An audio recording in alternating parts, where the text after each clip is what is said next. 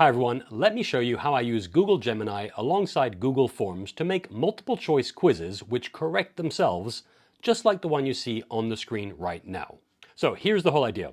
As you can see here, I'm on Google Gemini and it's ready to receive a prompt. And to save myself from the embarrassment of making tons of typos in front of you, I've already typed up my prompt and it's currently on my clipboard. So all I have to do is actually just paste my prompt. And so I'll do that, but then of course I'll read through it for you. So if I quickly paste it, there it is. So if I read that, and I'll make a couple of comments as I go, it says, please create a 15-question multiple choice quiz for my Cambridge IGCSE Extended Mathematics students on functions. And I also specified in parentheses here the syllabus code for the actual Cambridge Extended Mathematics course. That's the syllabus code 0607. In the next sentence, I become far more specific and I tell it exactly which part of the syllabus I want it to use to generate its questions. So here's what I say.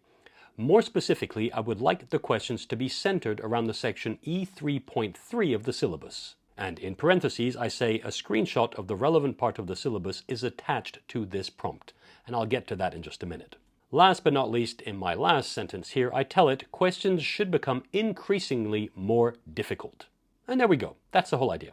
So as I just said in my prompt, I'm going to attach the relevant part of the syllabus to this so that Gemini can use it properly. And so for that, I have my syllabus open. It's on a PDF.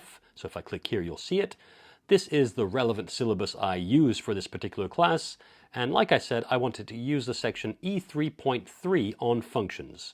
So all I do here is I could upload the whole PDF, but I quite like just taking screenshots like this. So if I just take a screenshot of the relevant part of the syllabus, like so. So if I let go, that's going to take a screenshot. And depending upon whether you're using Windows or Mac, you may have to take a screenshot in one way or another, but hopefully you know how to take a screenshot. In any case, that's now done. So I go back to Gemini, and I'm going to upload, or attach, I should say, that screenshot to my prompt. I do that by using the plus icon here, Add Files. So if I click on that, I select Upload Files, and now I go and seek my screenshot. So it's the last one I did.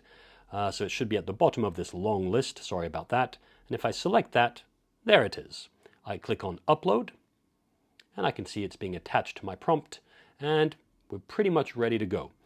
Now, before I click on Submit using this button here, notice that right next to that I have a choice to dictate how fast it actually comes up with its responses.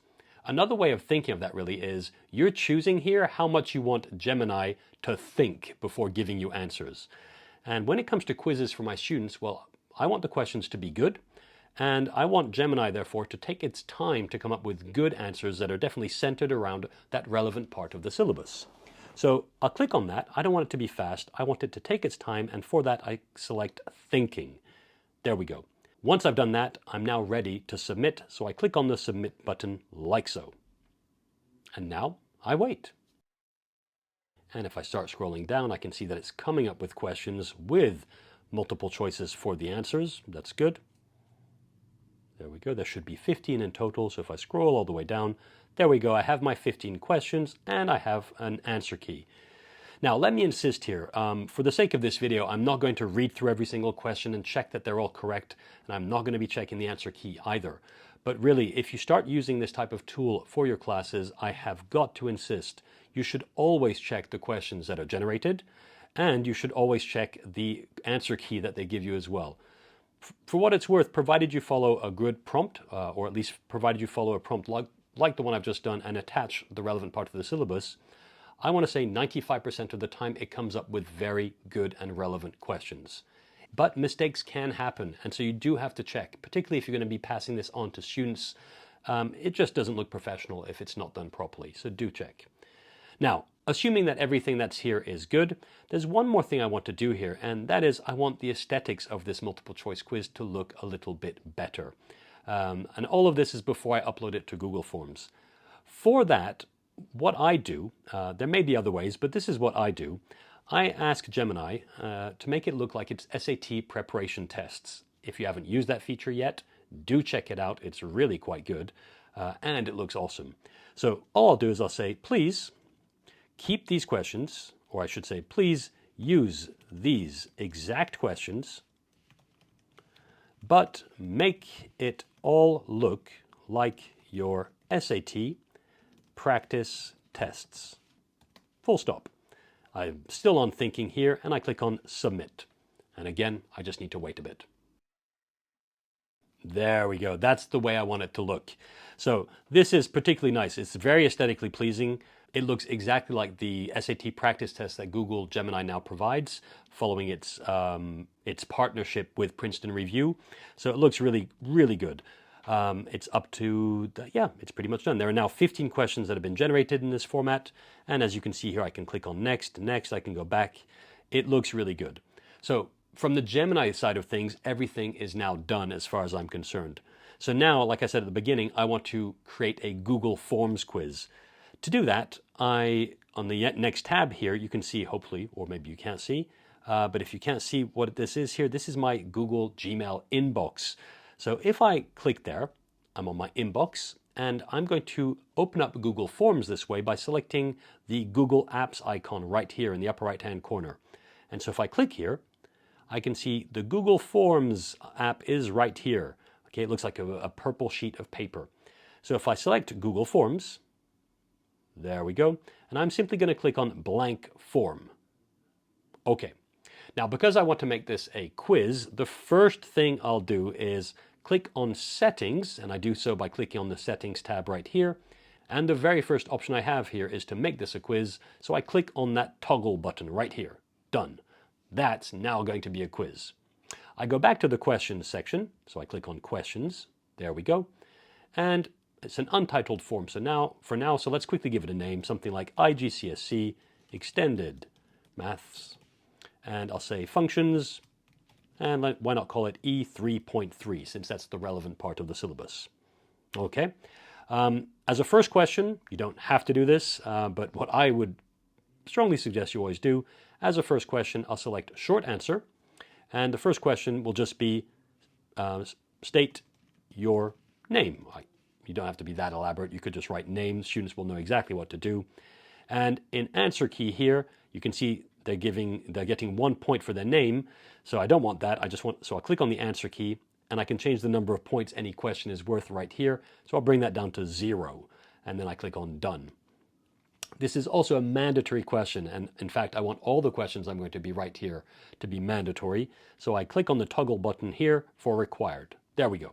So the students won't be able to submit this quiz until they've entered their name. All right. Now, I'm ready to start entering the questions that I had on my Google Gemini page a second ago. So for that, I'll start by getting sort of like the placeholder ready for the first question. And so all I have to do is add a question, which I do by clicking on the plus button I have on the side here. So I click on that. And here I'll just write question 1. There we go. And it's going to be a multiple choice question. But now, one of the ways I like to do this, or for now at least that's the way that I'll be showing you, is to add a picture, and it's going to be a screenshot of that first question. So if I go back to Google Gemini, which is still open here, if I click there, and put simply, I simply take a screenshot of this entire thing. There we go. So I'll take a screenshot like that. As you can see, that's now taken. And I go back to my Google form, like so. And now I'm going to go fetch that screenshot and add that to my question. So if I click on this Add Image button, click there. I click on Browse to go find it on my desktop or laptop. So I click there. And I'll now go fetch my screenshot, and I'm already in the right folder. It's the last one I took, so it's at the bottom of this long list of screenshots. Sorry about that. And so if I select that, there it is, and I click on Upload. There we go. Now I can see that's the proper question. That's from the Gemini output. And so students will see this. They'll see option A, B, C, and D. And so you want to make sure that they can actually select that. So at the bottom here, option 1, I'll just type capital A. And what I love this. Google now picks up on what you're doing and asks if you want to add the options B, C, and D rather than having to type them all. So all I have to do that is just click on Add All here. Done. And so now students will have these 4 options to choose from. Now again, I want to make this a required question, so I click on the toggle button right there. And also I want to add the answer key, and some of you may wish to adjust the number of points any question is worth. So for that, I'll click on answer key in just a second, but before I need to quickly check which answer is the correct answer. So you can, of course, either use the answer key that's provided by Gemini. Like I said before, though, I really like to check things. So I do that quickly here. So we're told f of x equals to 5x minus 7, and we're being asked, what is the value of f of 4? Okay, well, if x equals to 4, 5x minus 7 becomes 5 times 4, which is 20, minus 7, which is 13. So the answer should be 13, which is option D here. Keep that in mind, option D. So I go to my answer key, and I quickly select option D, and you can see this green background with a green ticky mark here. That's the correct answer. So when students submit this quiz, Google Forms will immediately compare their answer to the correct answer there. And that's how it's going to be graded automatically. As far as the number of points are concerned, well, I usually want all my questions to be worth 1 point in this type of quiz, but you could of course adjust that here in the upper right hand corner, either using the up and down button, or you could simply select it all and type. So I can make this 5 points if I wanted, but I'll just leave that as 1 point. There we go. I'm happy with all of that, so I click on Done. Great. I now carry on this way, and I'm just going to add all 15 questions in this exactly the same way. So I'm not going to do that in front of you. That would take a fair share of time. But what I will do is I'll add one more, just so you can see once more how I go back and forth between Google Gemini and Google Forms. And then I'll show you what the quiz looks like with just 2 questions for now. So here, again, to add the next question, I click on the plus icon here for Add Question. There we go. The question title will be Question 2. And it's still a multiple choice question, and I need to take a screenshot of the second question in Gemini. So I go back to Gemini, and I look at the next question by clicking on Next in the bottom portion of the screen here. There it is, question 2. So once more, I take a screenshot, like so. Quick screenshot there. Take the screenshot. It's now going to be saved in my screenshots folder. And so I go back to my Google form. There it is. And once more, I'm simply going to upload that screenshot. So I click on this image button. I click on Browse again. And it's remembered, of course, what the last folder I used was, which is convenient. I go to the bottom of the list, and I select the last screenshot, which is the one I wanted, and I click on Upload. There we go. And I can see the question 2 appears here. Great. I now have to add the possible options for the answers, so capital A, B, C, or D again. All I have to do is type capital A, and once more, Google picks up on the possible options, and so I just have to select Add All, like so. Now I'm about to add the proper answer key, so I quickly look at the question. Here we have g of x, which is 2x plus 8 over 3, and which of the following represents the value of g of negative 7? Well, let's see. If I zoom in a bit there, if I were to replace x by negative 7, that would be 2 times negative 7, which is negative 14, plus 8, which gives us negative 6, divided by 3, that's negative 2. So that's option B that I see right here. Great. I keep that in mind. I click on answer key, and I select option B. There we go. Green background, green ticky mark. The number of points is 1, which is exactly what I wanted, so I click on Done. Once more, I select that this question needs to be required by clicking on the toggle button right here, and there we go. So like I said, I could carry on this way and add all 15 questions, but of course, that would make this somewhat repetitive to watch. So let me quickly show you now how I would actually, well, first of all, how this quiz will look in the eyes of the students. And for that, I can just select the preview icon here. You can see it looks like a little eye. So if I click there, it's going to open it up in a new tab. And this is exactly what this quiz will look like for students. Okay, so as you can see, they have all the radio buttons they can choose from to select their answers. And at the bottom of the form, they'll be able to click Submit once this quiz or Google form has actually been published. Okay, so we haven't published it yet, so which is why I can't click on Submit. But this is what the quiz will look like for students. Okay, the little red asterisk next to each of the questions indicates that those questions are mandatory, so they won't be able to submit it until those are completed. Now, I'll close this preview. Yes, I can leave the page. And I'm pretty happy with all that, so what I'll do is I'll just quickly publish it, okay? And I need to do that in order to share it with the students. So if I click on Publish, responders, yes, once I click on Publish, you need to be specific. Here, I want my form to be available for anyone with the link, right? So to do that, I click on Manage here. And what I like to do is the editor, well, that's restricted to me, so I'm not going to modify that. But for the responder, well, I don't want it to just be locked into Radford Mathematics. Instead, if I click there, I can select any one with the link. Okay, so I'm happy with that. And then I click on Done. Great. I now select Publish, and we're done. You can see that the Copy Responders link box appears in the upper right-hand side of the screen here. And if I copy that link, that's the link to the online quiz. And so that's the link that you would typically share with your students by email or via Google Classroom or by any other LMS that you may be using. Just for me to show you what it looks like, if I quickly open up a new tab, and if I paste that link, and if I go to it, there we go. That's the online quiz that the students will see. Now, here you can see at the bottom, now we can actually submit, provided we've answered the questions, and we can submit simply because we now published it. Okay, that's what it will all look like. Again, since we've entered the answer key, students will be able to immediately get their grades. In other words, this is going to autocorrect itself, which, let's be honest, is the dream. That's what we're all after. We're all short on time. So taking a bit of time to do this properly, trust me, it really pays off.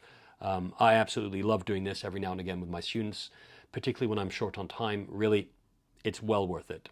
So anyway, I'll close this for now, and I'll quickly go back to the Google form to show you one or two more things.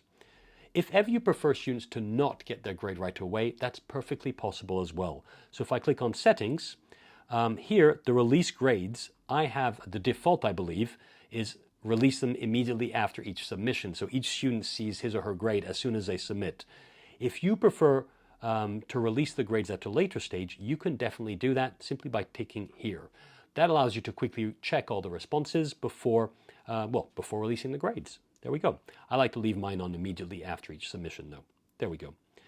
That's kind of the whole idea here. I really, really hope that helps. Of course, I could also speak of responses. Once your quiz is live, you'll see the various responses in this tab here. You'll be able to see the scores for each and every single one of your students. You'll be able to see how well your class did as a whole on each and every single question, which can be really useful because you'll be able to pinpoint, any questions which were perceived as being very difficult, and so on and so forth. Anyway, this isn't a video about Google Forms, but rather how I use Google Forms with Google Gemini to create these multiple choice quizzes. And there we go, that's the whole idea. Remember to share the quiz, everyone. Make sure it's published, and you can always copy the responders link with this icon right here. Again, I'll click on it. You would simply copy, and that's the link you'd share with your students for them to sit the quiz. And there we have it. Oh, one more thing. If ever you want to see exactly what this quiz looks like, I'll add the link towards the responders page, in other words, a link to the actual quiz in this video's description. So if you want, you could actually sit the quiz, okay? Anyway, that's it for this video on AI in education and AI for teachers. And let me say that I really hope this helped. This definitely allows me to save a lot of time. And as you all know, we're definitely short on time when it comes to quiz corrections and all the rest. So do let me know if ever you find this useful. All that being said and done, that's it from me for now. And until next time, take care.